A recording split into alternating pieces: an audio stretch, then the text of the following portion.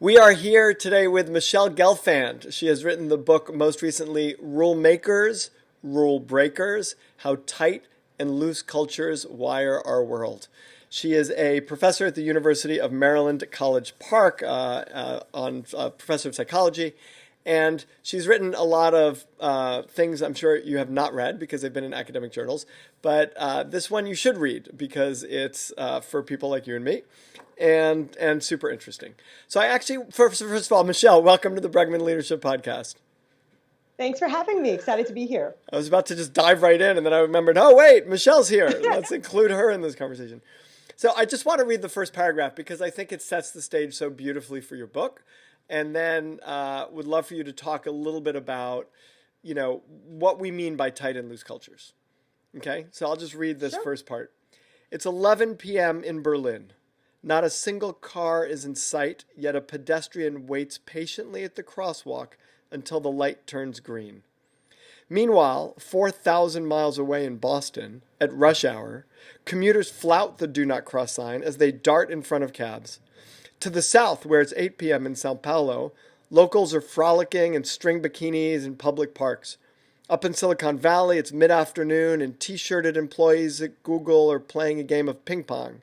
And in Zurich, at the Swiss bank UBS, which for years mandated a 44-page dress code, executives burning the midnight oil have barely loosened their ties. So you're painting this picture of an incredibly diverse world culturally and hinting and foreshadowing at the main point of your book about sort of tight and loose cultures, t-shirts and ties, that are unloosened at midnight. Can you explain a little bit about this concept? Sure. So I'm a cross-cultural psychologist. So I study human behavior all around the world, from ancient Sparta to Singapore, from Athens to Alabama, and from the Silicon Valley into the military. And I try to understand what are the deeper cultural codes that are driving our behavior. So rather than focusing on superficial kind of characteristics like red versus blue or east versus west, religious versus secular, we try as cross-cultural psychologists to really dig deeper to understand the norms and values that are driving our behavior. And that's really what the book is about. It really addresses a fundamental aspect of human sociality, which is how strictly we adhere to social norms. And it's really interesting. Like, culture is invisible. We take it for granted. It's omnipresent, but invisible. And norms are just like that. So imagine a world where we don't have social norms, where you walk outside of your house naked every day and people drive on the right or the left side of the street, depending on their mood, and don't follow stop signs. Or imagine, you walk in the elevator and people are facing backwards, people are having sex everywhere and not in private settings. We follow rules all the time. I hate to have talked over you right when you were saying that people are having sex everywhere. No, but that was the wrong line to talk over. But so when you say social norm, let's because I think the clarity around the conversation will be helpful. So social norm, what do you mean? So I mean these unwritten rules for behavior that we've invented to help create predictability and coordination across groups. Okay, and great. Sometimes social norms are very sort of basic, like, cover your mouth when you sneeze, or drive on the right side of the road in certain countries. Say hello when you answer the phone. In fact, we need social norms. Imagine a world where you don't have them. We could not coordinate on any basis, and societies, organizations, families would collapse. So what's the difference? We need social norms, and we invented. So what's the difference between social norms and culture? Well, social norms are an important part of culture. Culture is this kind of big elephant that includes norms, values, beliefs. And we need these kinds of codes in order to understand how we should behave, what's appropriate in certain contexts. And we socialize our children to be good cultural citizens. This is what we call cultural intelligence. Mm-hmm. And what I find, and this is based on research across countries, across states, across organizations, even our own households, that groups vary predictably in terms of how strictly they adhere to rules. I call these tight cultures, and they have really very strict rules and punishments if you deviate, as compared to groups that are more permissive, that are looser, that have a wider range of variable behavior that's acceptable.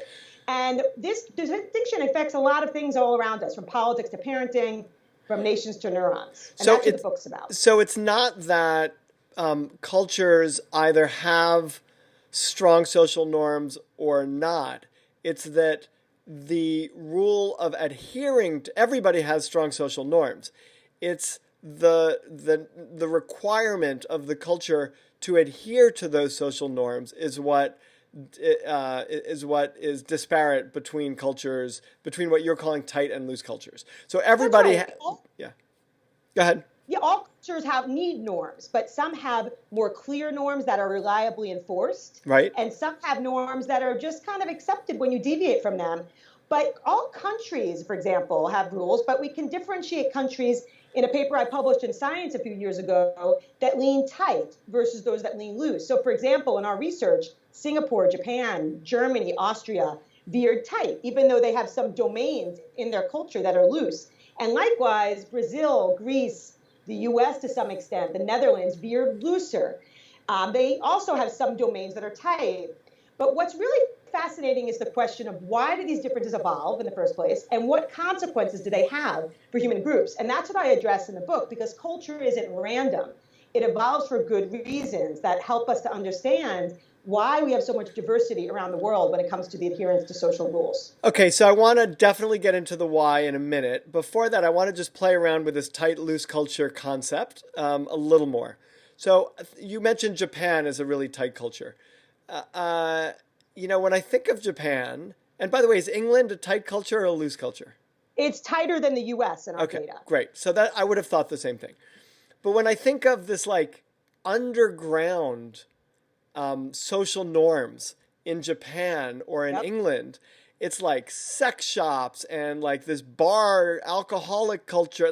There's like all this stuff that goes on in what you would call tight culture that feels to me like a total deviation from the social norm, and maybe it's its own social norm. So I'm curious to hear your perspective on that. Well, this is a really good point, because like I said, all cultures have some domains that are the opposite of their dominant programming. In Japan, which is really pretty tight, there are certain domains where people let off steam, just like that you talked about. In Iran, that tends to be pretty tight, obviously, there's a huge underground of looseness. So you can think about these as tendencies that tend to be dominant in a culture, but then there's certainly contexts where there's looseness or tightness. Another good example is in the US, we veer pretty loose with some exceptions, certain states, but there's domains that are pretty tight. And the tightness tends to evolve on values that are really important. Like, for example, privacy is a super important value in the United States. So we develop a lot of rules around privacy. I'm not just going to show up to your house tonight and say, hey, cook me some dinner.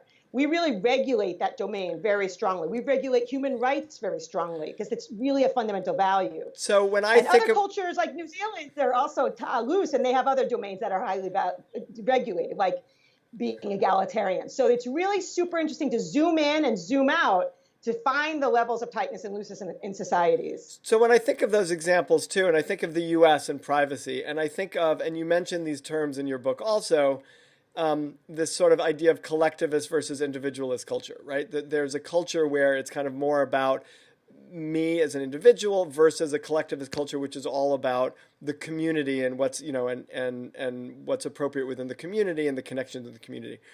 And when I think about dividing the world in that way, I think, well, America might be a loose culture, which might be explained by being an individualist culture, which explains the privacy. Because if I'm an individualist, it's like, I don't want you to invade my space, and I'm kind of libertarian. I want to do whatever I want to do. And in a collectivist culture, you would see that, yes, we have to adhere to more social norms because it's about the group. And by the way, it's okay for you to come into my house at any time because it's about the group. So I'm wondering how... I'm just wondering for you to compare or contrast or look at this idea of individualist versus collective, and whether, kind of how that interweaves with tight versus loose. This is a really important question. In fact, my advisor, Harry Triandis, and I worked a lot on the concept of individual collectivism. And for many years, that's all we talked about in cross-cultural psychology. And we were confounding tightness and collectivism. Turns out, when I was running the science data and other studies, both pre-industrial societies, US 50 states, the correlation between tightness and collectivism is about 0.4. And in statistical terms, that's not huge. It's decent, but it's really, they're distinct constructs. And so what you can think about is that we've been equating tight and collectivistic and loose and individualistic when in fact we're missing out on the off diagonal. So for example, Germany is pretty individualistic, but it's quite tight. Brazil is pretty collectivistic, but it's quite loose. And a lot of other Spanish cultures follow that pattern. So they're really distinct contexts, but what you can imagine is that now when we start to open up the cultural toolbox, we could start looking at them in combination and start to predict some interesting things. So it's not one or the other. They're related, but they're distinct. Got it. Okay, and I one more question around this duality, which is generally, full disclosure, I kind of don't like dualities, and I don't like dualities because, and I don't like I wrote in my latest book, and also I wrote an article for HBR around like why I don't like personality assessments, right? Because in my view, they simplify things to some degree that we should continue to be curious about. And that once we have the sort of, easy answer, once I know you're an ENTJ, then I'm no longer curious about you. I just kind of know that this is sort of the profile you fit, and I'll respond to that profile. Yeah, exactly. And so I'm curious about, and I feel like there's a lot of complexity in your writing and in kind of how you describe this. And I'm curious about the usefulness, and also, and I mean that, like, I'm not saying I doubt the usefulness. I'm curious about the usefulness and also the danger of this is a great question. I mean, first of all, tight loose is a continuum. It's not a duality. And also, it's important, like I mentioned, that we can zoom in and try to find domains that are tight or loose. In our own household, we can negotiate the levels of tight and loose. It's a negotiable construct. It's not static. I find that there's reasons why it develops chronically, but it can be easily negotiated. And I do this a lot with my own kids. I advocate leaders to negotiate this in their organizations when they're getting either too tight or too loose, and so forth. So with that said, it's not a static concept. It's not a dichotomy. It's a continuum, and it's dynamic. Right. Psychologists and other scientists try to understand what we see as sort of rules for human behavior. So of course, every individual, to your point, is unique. Every person is unique, but we also try to understand, are there more parsimonious dimensions on which people vary to help us reduce the complexity and not stereotype, to still sort of suggest, well, even if you have this attribute, you might be somewhat different in different situations. But we try to come up with universal laws that help us understand and predict behavior. And if you take the perspective that everyone's unique or every culture is so different that you can never come up with these underlying dimensions, then we don't have much to predict. So that's why we do it. And we try to have a happy medium of saying that it's a continuum and it's dynamic, and that it can be measured and it can be negotiated. So that's kind of how I think about it. Great. And when we talk about, America generally being loose, and you made this great distinction, which I think is really important, that's, that it depends, right? Because there's certain states where they're not. And I'm Jewish from New York. My wife is Episcopalian from Savannah, Georgia. And when I go down to, and we lived in Savannah for 3 years, and, Savannah is a very different culture than New York. And I would say that like Southern culture, is closer to Japan in some ways. Like what I mean by that is they've got like really strong social norms. I would consider it to be a very tight culture with an underbelly, with like, a sense of looseness coming out in ways that, are sort of deviant from the sort of publicized social norm. So I'm wondering, can we really look at the U.S. and say it's a certain type of culture when there's such diversity within the states, or how do we explain that diversity? Yeah. Because I want this to flow into this question of why, because like why we have these cultural norms feels important. Yeah. Well, but before we get into the U.S. 50 states, I want to ask you a little sort of thought experiment. So when you're in a library, tight or loose? Well, it's funny. Growing up, right? I don't know how old you are, but growing up, I would say tight. Nowadays, it feels like libraries are a lot looser. Well, they are. Compared to a funeral tight or loose. Right. So funeral tight. Okay, so we can think about, party tight or loose. Unless we're in New Orleans. And then in New Orleans, it's kind of loose. Right? Well, party is loose. Yeah. That's right. I mean, we can differentiate situations. So each of us constantly navigates the strength of norms. I would ask you to go into a library today and start singing, start dancing. I've always tried to do this, like violate norms. I just gave a talk at the Navy at a grant meeting yesterday.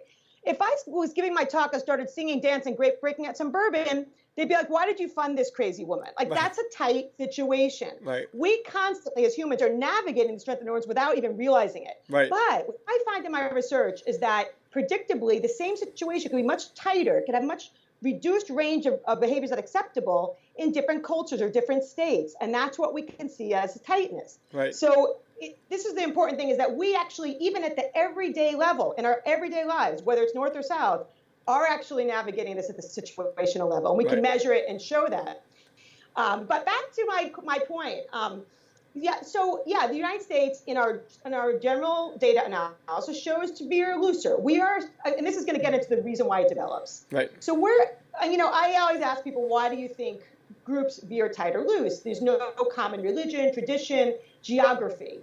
And it turns out that a pretty simple prediction that we tested was that groups that have a lot of threat, whether it's from Mother Nature, constant disasters, famines, or human-made threat, population density, invasions, and other types of threats that humans invoke on each other, those groups tend to need strong rules to coordinate to survive. Mm-hmm. Looser groups have less threat. And actually, my daughter, when she was 8, asked me, are we worried about Mexico and Canada invading us anytime? And of course, nowadays, some people think that. But the point is that the United States as a country, as a baby country, has had far less conflict and natural disasters as a nation. We're separated by 2 oceans from the rest, many other continents, compared to East Asia and some parts of Europe. And when we measure the number of invasions over 100 years, the number of natural disasters, the amount of population density, even going back to 1500, we see a really clear pattern. Those contexts that have a lot of threat develop stronger rules to survive. And it's the same thing with the US 50 states. The states that tend to veer tight, including the South and some parts of the Midwest, Kansas, Indiana, they tend to have a lot more disasters. Organizations that veer tighter tend to have a lot of coordination needs. They have more threat, or they have more accountability due to public oversight. And so this principle is pretty much replicated across different levels of analysis. And that's just to say that cultures evolve for good reasons. Not all tight cultures are threatened, and not all loose cultures are on easy street. But it helps us to understand and predict for example, why is gum banned in Singapore? Like, that seems preposterous to us.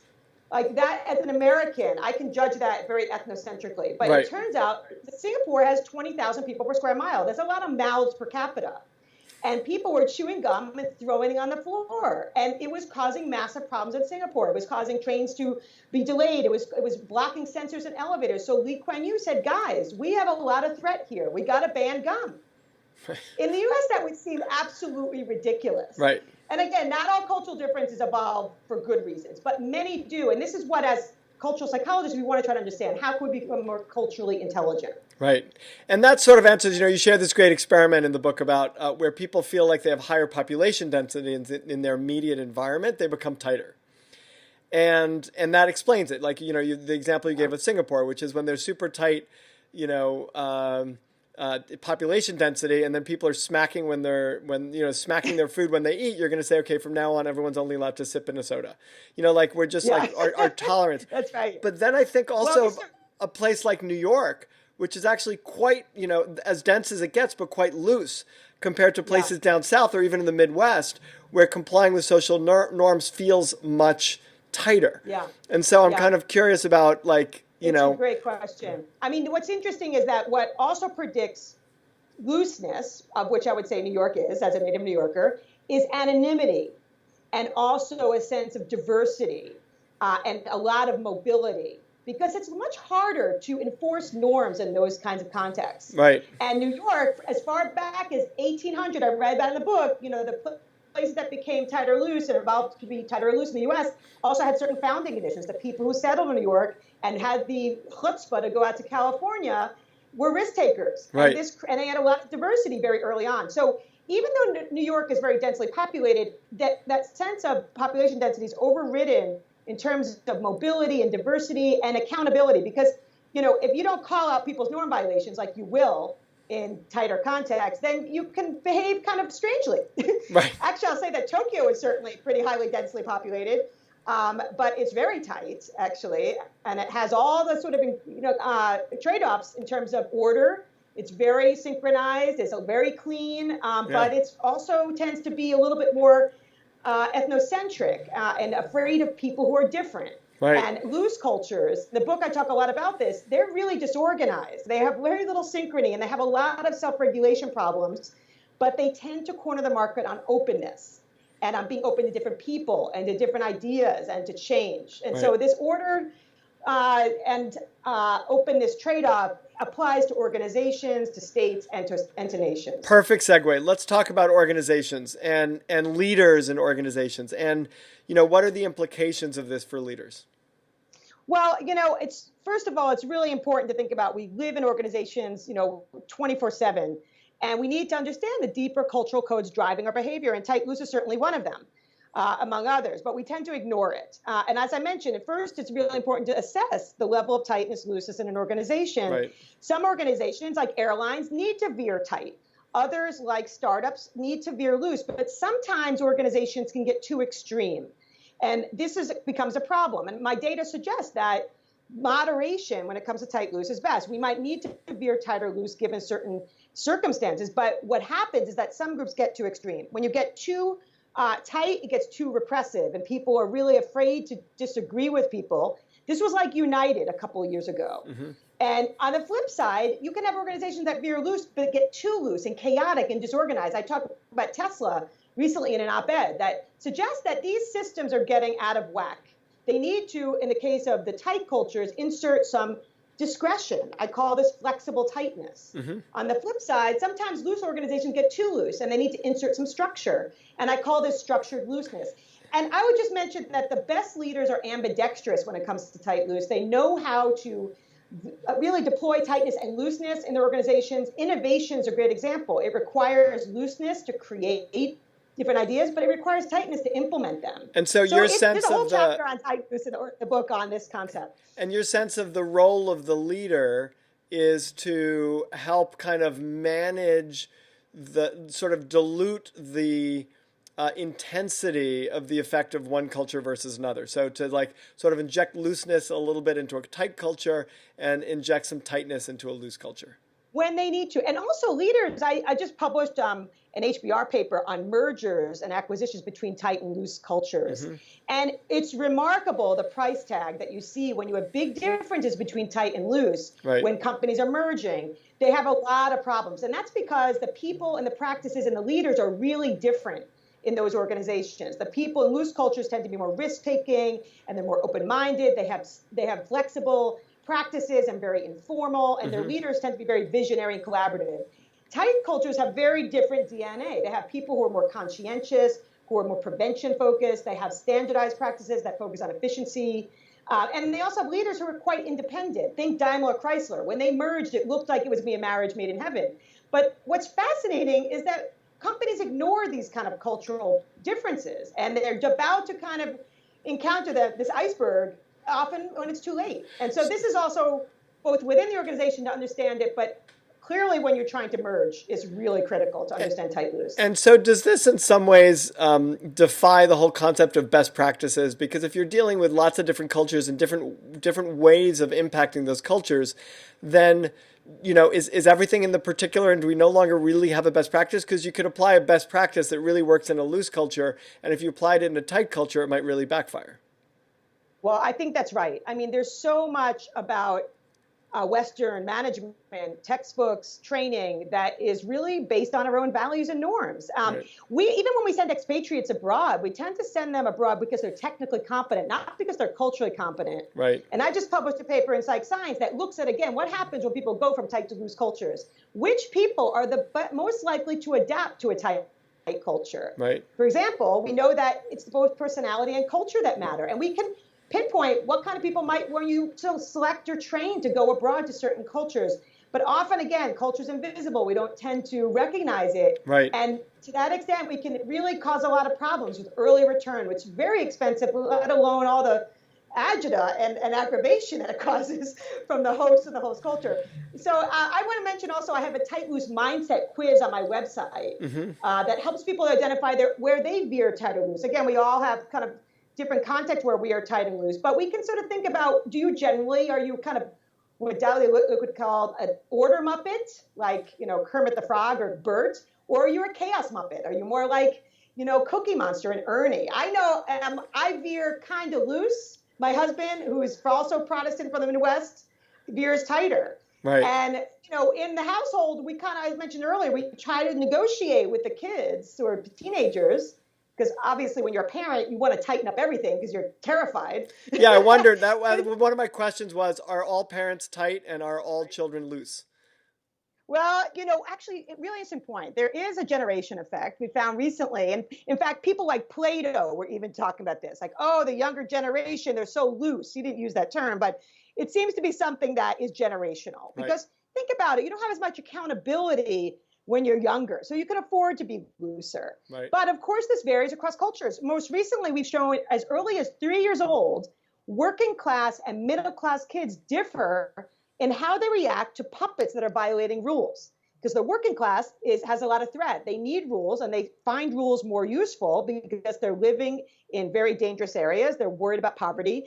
As early as 3, they're getting the kind of the training from their parents that rules matter. And when puppets violate those rules, we've shown this in my lab, 3-year-old working class kids are more likely to protest. So it varies by group. It varies by culture, even if we know that kids are looser than their parents. But it's negotiable. So that's the more important point. Give And us I think just it's fun to think about. Yeah, I love it. Give us just a minute on any advice you have for managing tight loose conflict. Well, first and foremost, culture starts with the self. So it's really thinking about where are you in terms of tight loose and why? Like, So why let me might ask you that have question, evolved in such a way? because I have two questions about that. And I just told you to do this in a minute, but now I'm going to delay you. It's fun. But I have two questions about that. One is like the difference between self-assessment and other assessment, meaning I might say, I'm pretty tight, and my wife might say, are you kidding me? You are so loose. And the other is, certainly, like with states in the US, there are areas in which I'm very tight, and there are areas in which I'm very loose. And so I would be hard pressed, and maybe the loose part of me does not want to put myself in a box, but I would be hard pressed in saying, am I loose or tight? Yeah, well, I mean, again, it's domain specific. So once we start zooming into different domains, I mean, for example, I'm loose when it comes to how messy I am around the house. And there's no difference in self and other assessment on that. Right. I'm pretty tight in terms of my expectations on how much the kids are going to work and have a healthy lifestyle. But I'm really loose in terms of their bedtime and their curfew. I'm really loose when it comes to language. I constantly cursing. My kids have to tell me, watch your language, Mom. Right. So I'm tight and loose in the same occupation. I'm loose when it comes to coming up with ideas, but in academia, you have to be tight in implementing them. So it's a frame. It's a frame. It's like a lens through which you can look at things in a multiple set of ways. Yes. Right. And then you can think about the other. So the step 2 is like, think about the conflicts you have with your siblings. I'm about to go on vacation. Tight, loose conflict happens a lot on vacation. Right. Any advice for managing that? It's the what was the TV show with Oscar and Felix? The Odd Couple. The Odd Couple. Well, I mean, how do you manage that? I study negotiation. So the most important thing is to think about what matters to you the most when it comes to tightness, and what can you give up on? Like, I can give up on certain domains that I could say, you know what, if my husband really prioritizes that, like loading the dishwasher, he wants it to be really tight. Right. If that's his priority, then we trade off. So it's really thinking about really deeply, what domains are you tight or loose in? What domains are your family or colleagues or boss tight and loose in? And how can you negotiate? How can you trade off and on high and low priority issues? Right. And I talked about this in the book, but the most important thing is to know the vocabulary and to even be aware of it, because when we're not aware of it, we can't negotiate it. And there's something else that's interesting. So if you say, okay, so I'm loose with time and Eleanor, my wife, is tight with time. So we can get into an argument, which we have in the past, about whether it's important to be on time. And the people who are on the tight side will say, it's like such a stupid argument to be in. Of course it's important to be on time. And those of us on the other side might say, actually, it's not. Like, you might be in a conversation that's more important than being in time. Or you might be. And so, and by the way, you get late somewhere and the party hasn't even started yet. So does it really matter? And I think partly what I'm hearing you say, and what my answer to is that it's actually, there is no right answer, meaning we will constantly disagree. But if you want to manage that conflict, then you say, wow, it seems like it's really important to you that we be on time. To me, it's not really important to me that I be late. It's just not important to me that I be on time. But I will, given that it's so important to you, then I'm going to cross that barrier, that bridge. And we don't have to get into a conversation about whether it's quote unquote important in the abstract. I'll just know it's important to you, and and also you can say, are there certain contexts where this is so important to you? You can even further zoom in. That's and say, great. That's great advice. This is the golden rule on these particular occasions, but we're going to loosen up when it comes to when we arrive at a restaurant. Right. But also then you have to, as a really good negotiator, say these domains are really important for me to loosen, and you got to loosen up in those domains. Right. So, I mean, again, you have the vocabulary. But it's hard to tell someone to just loosen up in a domain. Right? To tell someone to just loosen up. Well, yeah, I think Todd gets crazy around the house because it's a mess. Right. And he definitely would much prefer. He's got 3 girls, 2 birds, and a dog that are all pretty messy. Right. But on other domains, he can negotiate the tightness. And so I think, like any negotiation is hard work. It's not going to come easy, but it's so satisfying when you can really make that work. Right. And my kids said to me, I didn't even realize this. They said, Mom, if we treated each other poorly, you would beat us. I mean, I wouldn't beat my kids. I'm a nice person. But they sort of got that memo that informally through my behavior that this is a really important domain. Right. But they also, like I said, language is not a big deal. And how messy they are is not a big deal. We'll see. Jeanette, my oldest, is going off to college in a couple of days. We'll see how how our roommate handles that. But actually, I think there's a lot of conflict between roommates on this. It could be something we build into assessments and so forth. Yeah, it would actually be smart to have to have an assessment to sort of support roommates in managing the dynamic between them. Yeah. I love it. We've been talking with Michele Gelfand. Her new book is Rule Makers, Rule Breakers: How Tight and Loose Cultures Wire Our World. Michele, it has been a pleasure talking with you. Thank you so much for being on the Bregman Leadership Podcast. Thank you for having me. It was great.